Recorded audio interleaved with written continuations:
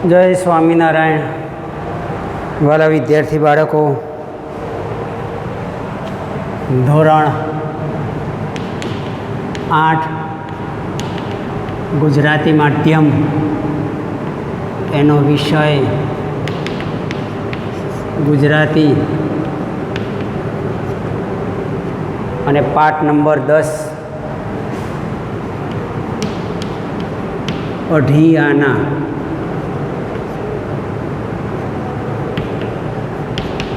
આ પાઠની ચર્ચા ગયા લેક્ચરમાં આપણે કરી, જેના લેખક છે સ્વામી સચ્ચિદાનંદ. સુંદર મજાનો પાઠ છે, જેમાં અગાઉ જે પાઠમાં ચર્ચા કરી, લેખક મથુરા આવ્યા અને મથુરાના યમુના નદીના કિનારાની ચર્ચા કરી કે ભાઈ અજમેરથી મથુરા આવ્યા અને મથુરાથી જ્યારે યમુના નદીના કિનારે આવ્યા ત્યારે લોકો જે રીતે યમુના નદીને અપવિત્ર કરતા હતા, ત્યાં ગંદકી કરતા હતા, આપણા ધાર્મિક સ્થળોની જે વાસ્તવિકતા છે, વાસ્તવિક પરિસ્થિતિ છે, એની ચર્ચા કરી કે એક બાજુ આપણે ધાર્મિક સ્થળોને પવિત્ર માનીએ છીએ અને બીજી બાજુ મનુષ્ય એ પવિત્ર સ્થળોને અપવિત્ર કરે છે, ગંદકી કરે છે. તમે આપણે કોઈ ધાર્મિકતાને નિંદા કરતા નથી, પણ આપણે ઘણીવાર જોઈએ છીએ કે ભાઈ નદી કિનારે ધાર્મિક પ્રવૃત્તિઓ કરે છે લોકો, ગણપતિ વિસર્જન કરે કે બીજે ઘણી બધી પ્રવૃત્તિઓ થતી હોય છે. આપણું ધ્યેય પવિત્રતાનું હોય છે, ધર્મની સાથે જોડાયેલું હોય છે, પણ એ કર્મ પૂરું કર્યા પછી તમે નદી કિનારાના, સમુદ્ર કિનારે કે કોઈ પવિત્ર સ્થળે જઈને જુઓ તો ત્યાં નકરી ગંદકી હોય છે. તો શું આપણી એ ફરજ નથી કે એ ગંદકીને દૂર કરવી, અથવા તો નદીઓ અને પવિત્ર સ્થળોને સ્વચ્છ રાખવા એ આપણી ફરજ નથી? તો કટાક્ષ અહીંયા લેખક કરે છે કે ભાઈ આપણે એક બાજુ જમના મૈયા કી કૃપા સે કરીએ છીએ, જય નર્મદા, જય નર્મદે, હર હર ગંગે કરીએ છીએ, અને એક બાજુ આ પવિત્ર નદીઓ, આપણી લોકમાતાઓને પ્રદૂષિત પણ કરીએ છીએ. તો પવિત્ર ધર્મસ્થાનો જે છે એ ધર્મસ્થાનોને સ્વચ્છ રાખવા તો જ આપણી ધાર્મિકતા સિદ્ધ થાય, એવું અહીંયા કહ્યું છે. આગળ લેખક કહે છે કે થોડા દિવસ મથુરા રહીને હું વૃંદાવન પહોંચ્યો. નાની ગાડીમાંથી જ મને એક મોટો આશ્રમ દેખાયો. નામ પણ મોટા અક્ષરે લખાયું હતું, સ્રોત મુનિ આશ્રમ. મેં નક્કી કર્યું કે સ્ટેશને ગાડી ઊભી રહેશે પછી જ આ આશ્રમમાં રહેવા ભણવા માટે જઈશ. નિર્ણય પ્રમાણે રેલવે સ્ટેશનથી આવ્યો તથા મારી વાત જણાવી કે મારે સંસ્કૃત ભણવું છે. લેખક શું કહે છે કે ભાઈ મથુરાથી એ ગાડી દ્વારા વૃંદાવન પહોંચ્યા.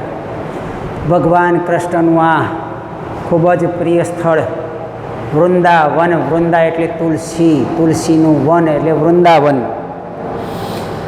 વૃંદાવન જતી વખતે ગાડીમાંથી એમણે બારીમાંથી એક દ્રશ્ય જોયું હતું, એક આશ્રમ જોયો. એના અક્ષરો મોટા અક્ષરે લખ્યા હતા, સ્રોત મુનિ આશ્રમ. એમણે નક્કી કર્યું કે જ્યારે રેલવે સ્ટેશને ઉતરીશ ત્યારે હું આ સ્રોત મુનિ આશ્રમમાં જઈશ અને ત્યાં જ રહેવાનું અને ભણવાની કાર્ય કરીશ. એમણે નિર્ણય કર્યો હતો અને એમના નિર્ણય પ્રમાણે લેખક સ્રોત મુનિ આશ્રમે ગયા અને ત્યાં જઈને એમણે પોતે કહ્યું કે ભાઈ મારે સંસ્કૃતનો અભ્યાસ કરવો છે. એમણે પૂછ્યું કે ભાઈ મને રહેવા, જમવાની અને ભણવાની સગવડ અહીં મળશે? આશ્રમના વ્યવસ્થાપક સ્વામીજીએ કહ્યું कि हमारे पंडित जी आपको पढ़ने देंगे लेकिन रहने की जगह नहीं है. मैं पूछूं कि कोई बीजी जगह हो तो बताओ.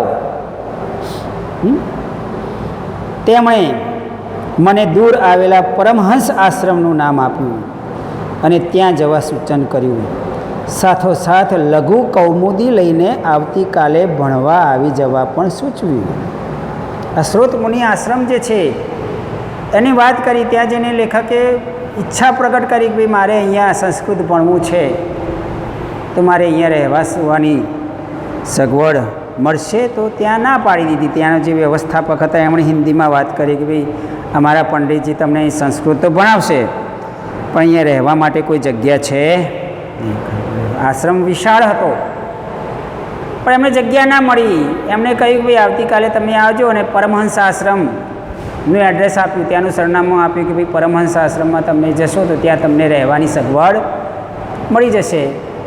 સાથે લઘુ કૌમુદી નામનું પુસ્તક સંસ્કૃત ભણવા માટે, જેમ આપણે પહેલાં ધોરણમાં અભ્યાસ કરીએ છીએ એટલે નાના નાના પુસ્તકો દેશી સાપ ને એવું બધું ભણવા માટે પુસ્તક મળે છે ને, એ રીતે સંસ્કૃતમાં લઘુ એટલે નાનકડી કૌમુદી એટલે કે ભાઈ સંગ્રહ, એક શ્લોકોનો સંગ્રહનું શરૂઆતનું પુસ્તક મળે છે, એ લઈને આવવાનું કહ્યું. વિશાળ આશ્રમના બંધ પડેલા 50 રૂમોને જોતાં જોતાં હું બહાર નીકળી ગયો અને પરમહંસ આશ્રમ જતાં પહેલાં લઘુ કૌમુદી ખરીદી લેવા બજારમાં ગયો. લેખકે જોયું કે ભાઈ આ જે સ્રોતમુનિ આશ્રમ છે વિશાળ હતો, એમાં 50 ઓરડા હતા, બધા ખાલી હતા અને બંધ હતા. આ જોયું એમને કે ભાઈ આવડો મોટો વિશાળ આશ્રમ છે, એમાં લઘુ 50 ઓરડા છે, બધા બંધ છે, ખાલી છે, છતાં પણ એમને રહેવાની સગવડ ના મળી. આ ધર્મશાળાઓ આશ્રમોની અંદર ઘણીવાર આવી સમસ્યાઓ સર્જાય છે કે ભાઈ પોતાના લાગતા વળગતા હોય એવા લોકોને જ, અથવા તો એવી સમસ્યા હોય કે ભાઈ ઓળખાણ વગર આશ્રમમાં રહેવા દેવામાં આવતા નહીં હોય. ઘણીવાર કોઈ આગંતુક અજાણ્યો વ્યક્તિ આવી જાય અને કોઈ એવું કાર્ય કરે કે જેનાથી આશ્રમને નુકસાન થતું હોય તો એ આશ્રમનો એવો કંઈક નિયમ હશે કે ભાઈ કોઈકની ઓળખાણ હોય કે કોઈની બાહેંધરી હોય તો એમને રહેવા મળતું હશે. જે કારણ હોય એ ના પડી, પણ લેખકે જોયું કે ભાઈ વિશાળ આશ્રમ છે, 50 રૂમ છે, છતાં પણ એમને રહેવા મળ્યું નથી. એટલે પરમહંસ આશ્રમ જતાં એમણે વિચાર્યું કે ભાઈ હું લઘુ કૌમુદી ખરીદીને જઉં, એટલે બજારમાં ગયા. કહે છે કે ભાઈ ગીતા પ્રેસ ગોરખપુરની દુકાને સસ્તા તથા સારા પુસ્તકો મળતા હતા. આ એક સંસ્થા છે ગીતા પ્રેસ ગોરખપુર, સરકાર માન્ય સંસ્થા છે અને વર્ષો જૂની સંસ્થા. જે સંસ્થામાં એકદમ ખૂબ જ મામૂલી ભાવે ધાર્મિક પુસ્તકો મળે છે. સરકાર દ્વારા સહાય પણ મળે, લોકોનું દાન પણ મળે છે અને સસ્તા. અત્યારે હાલ પણ ગીતા પ્રેસ ગોરખપુરના પુસ્તકો આપણને મળતા હોય છે. તમે રામાયણ, મહાભારત કે ભાગવદ્ ગીતા કે અનેક બીજા બધા પુસ્તકો છે, એ મોટા મોટા પુસ્તકો ખૂબ જ સસ્તા ભાવે આ ગીતા પ્રેસ ગોરખપુર નામની સંસ્થા પ્રસિદ્ધ કરે છે. આ સંસ્થા ત્યાં વૃંદાવનમાં આવી હતી, તો એ સંસ્થાના વ્યવસ્થાપક પાસે જઈ એમણે પુસ્તક માગ્યું. ત્યાં ઘણા બધા સસ્તા પુસ્તકો મળતા હતા. એમણે લઘુ કૌમુદી જોઈ, એના ભાવ પૂછ્યો. તેનું મૂલ્ય 10.5 આના, લગભગ 65 પૈસા હતું. આ ઘણા વર્ષો પહેલાંનો સમય છે. અત્યારે તો સ્વામીજી પણ 85-86ની આસપાસ થઈ ગઈ એમની ઉંમર. 50-60 વર્ષ પહેલાં આ આનાનો વ્યવહાર ચાલતો હતો. તો એમણે પૂછ્યો ભાવ કે ભાઈ 10.5 આના હતા, મારી પાસે માત્ર 8 જ આના બચ્યા હતા, બાકીના 2.5 આના એટલે કે ભાઈ 15 પૈસા ક્યાંથી લાવવા? હું નિરાશ થયો, પુસ્તક પાછું આપ્યું. સંસ્કૃત ભણવાની તીવ્ર તાલાવેલી હતી. હવે શું કરવું? લગભગ 1.5 માઇલ દૂર પરમહંસ આશ્રમે પહોંચ્યો. એમને જોયું કે ભાઈ આ પુસ્તક મળે છે. પુસ્તક મળતું હતું 10.5 આનાનું, જ્યારે લેખક પાસે ફક્ત 8 આના જ બચ્યા હતા અને એમને જરૂર હતી 2.5 આનાની. હવે 2.5 આના લાવવા ક્યાંથી? એમની પાસે જે નાણાં હતા, પૈસા હતા, એ ખલાસ થઈ ગયા હતા. એમને પુષ્કળ તાલાવેલી લાગી હતી, અભ્યાસની તાલાવેલી હતી, કારણ કે એ સંસ્કૃત શીખવા માટે જ અહીં વૃંદાવન મથુરા આવ્યા હતા.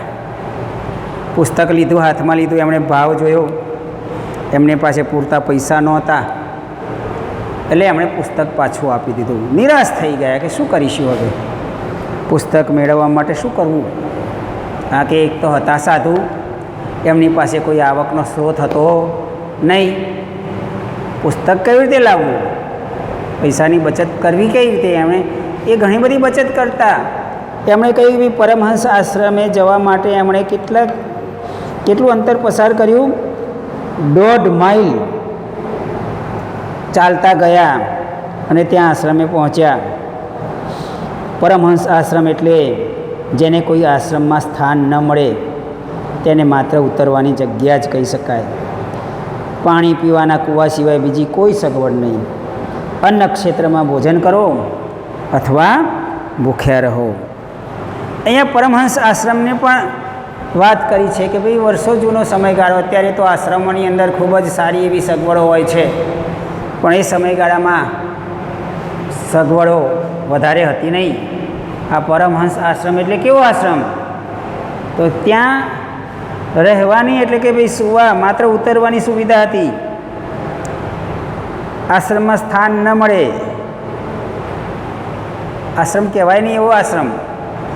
પાણી પીવાનો કૂવો, એના સિવાય બીજી કોઈ સુવિધા નહીં. અન્ન ક્ષેત્ર જે હતું ત્યાં મથુરા, વૃંદાવન, કાશી આ બધા વિસ્તારોમાં અન્ન ક્ષેત્રો ચાલે છે. ત્યાં આવા સાધુ સંતો હોય એવા લોકોને જમવાની સુવિધા મળી રહે છે. એટલે કે ભાઈ અન્ન ક્ષેત્રમાં જઈને જમી આવવાનું, ભોજન કરવાનું અથવા તો ભૂખ્યા રહેવાનું. અહીં પોતાનું પાથરણું પાથરીને સૂવો અને કૂવાનું પાણી પીવો. માત્ર એક લંગોટી લગાવીને જ રહેતા સ્વામી બિરીગિરીજી તેનું સંચાલન કરતા હતા. ખાલી કૂવાનું પાણી પીવાનું ને રહેવા સૂવાનું, જમવાનું ને બીજું અન્ય પ્રવૃત્તિઓ બીજા આશ્રમમાં જઈને કરવી. આના જે વ્યવસ્થાપક હતા એ વ્યવસ્થાપકનું નામ હતું બિરગિરીજી. એમનું સંચાલન કરતા હતા. માણસ બહુ જ સારા, ભલા અને સમજુ. મને થોડી પૂછપરછ કરી પછી એક ખુલ્લી રવેશીમાં આસન લગાવવા કહ્યું. એમણે પૂછપરછ કરી લેખકની, અને પૂછપરછ કરીને સારા ભલા હતા એટલે એમણે રવેશીમાં કહ્યું જાઓ પેલી જગ્યા છે ખુલ્લી ઓસરી હોય ને, ગેલેરી હોય, ત્યાં જઈને સૂવાનું કહ્યું. અહીં રસોડું ન હતું એટલે જમવાનો તો પ્રશ્ન જ ન હતો. હું મારું જ પાથરણું પાથરીને બેઠો અને ચિંતામાં પડી ગયો. લેખક કહે છે કે ભાઈ એમને ચિંતા હતી કે હવે કાલ શું થશે? ન જાણીએ જાનકી નાથે કાલે સવારે શું થશે. દરેકને કાલની ચિંતા હોય છે. આમ તો સંતો, મહંતો, એમને કાલની ચિંતા નથી હોતી. એ તો પોતાની મસ્તીમાં મસ્ત હોય છે. એમણે તો ઉપરવાળી બેંક બેઠી છે, આપણી માલમ માલ, આજનું ખાણું આજ આપે ને કાલની વાતો કાલ. એમને કોઈ સંસારની મોહ માયા નહોતી, કોઈ સંપત્તિ ધન દોલતની મોહ માયા નથી. પણ અહીંયા મોહ જાગ્યો છે એમને ધનનો મોહ જાગ્યો. કારણ કે સરસ્વતી મેળવવા માટે લક્ષ્મીની જરૂર પડી. એમને ખાલી એક જ તાલાવેલી હતી, મા સરસ્વતીની, વિદ્યાની. સંસ્કૃતનો અભ્યાસ કરવા માટે છેક ગુજરાત ઊંઝાથી તેઓ મથુરા અને વૃંદાવનમાં આવ્યા હતા. આ એક વાસ્તવિકતા છે કે ભાઈ જ્યારે કોઈ મનુષ્યની કોઈ ઈચ્છાઓ પૂરી થતી નથી, એક ઈચ્છા પૂરી કરવા માટે અનેક મુશ્કેલીઓ આવે છે. સંત એ નિર્લેપ હોય છે, એમને તો ફક્ત ભક્તિ સાથે મતલબ હોય છે. અહીંયા પણ ભક્તિની સાથે સરસ્વતીની ઉપાસના કરવાની થઈ. એમની ઈચ્છાઓ જાગી અને એ ઈચ્છાઓ પૂરી કરવા માટે બીજી ઈચ્છાઓ પૂરી કરવાની સમસ્યા ઊભી થઈ. ત્યારે ચિંતામાં બેઠા. એમને સાચી વાતનું જ્ઞાન ખરેખર આ જ એક વસ્તુ છે. એમણે પથારીમાં બેઠા બેઠા એ ચિંતામાં પડી ગયા હતા કે ભાઈ હવે લઘુ કૌમુદી મેળવવી છે, પરંતુ હવે એ લઘુ કૌમુદી મળશે કઈ રીતે, શું કરવું? ઈશ્વરની પ્રાર્થના કરતાં કરતાં એ ત્યાં સૂઈ ગયા. હવે બાકીની જે વાત છે એ હવે પછીના લેક્ચરમાં આપણે ચર્ચા કરીશું. આજનો પાઠ અહીંયા સુધી રાખીશું. અહીંયા કોઈ એવા અઘરા શબ્દો હતા નહીં એટલે બોર્ડમાં લખ્યા નથી, પરંતુ તમારે પાઠનું અવશ્ય વાંચન કરતા રહેવું. જય સ્વામિનારાયણ.